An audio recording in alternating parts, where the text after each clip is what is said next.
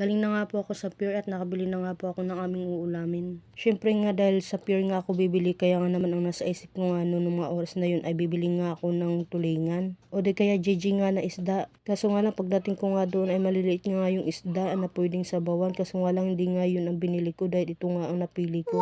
Tamban nga po ang aking nabili at ito nga nakabili nga din ako ng saang iba-ibang klase nga pala yan ng shells.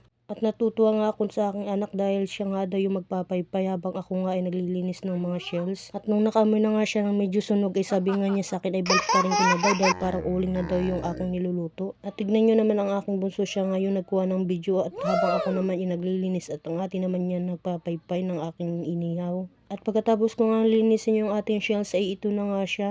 Hindi ko pa nga naluluto ay natatakam na nga ako dahil ngayon lang ulit ako nakakain ng mga saang. Alam niyo po ba na ito nga bumubuhay sa amin ng mga kabataan pa nga namin? Dahil nga pag wala nga pang bili ng ulam ay nangunguha agad kami sa hibasan. Dahil doon nga sa province kahit nga wala kang pambili ng ulam basta may bigas ay okay na nga lang dahil makapag-provide ka nga ng ulam doon. At may isang shell nga dyan na pwede nga kilawin, kaya naman kinilaw ko na nga. At yan na nga ang aking niluluto na sabaw, napakasarap na nga tignan. At pagkatapos ko nga magluto ay pinaliguan ko na din ng aking mga anak. At pagkatapos ko nga maliguan at masuklayin nga ang aking mga anak at ayan na nga kakain na nga kami. Di nga halata yung dalawa dahil wala pang alas 11 ay napaaga nga kain nga namin dahil excited nga ang mga yan. Dahil nga mga first time nga din nila makakain ng saang, kaya naman sabi ko nga sa kanila ay for the go na nga, kakain na nga tayo. At hindi nga halatang takam na takam nga ang aking mga anak dyan dahil nag-aagawan nga sila sa pinakamalaking saang dyan. At pagkatapos nga namin kumain ay naghugas na nga ako ng plato. Paano ba yun, hanggang sa muli.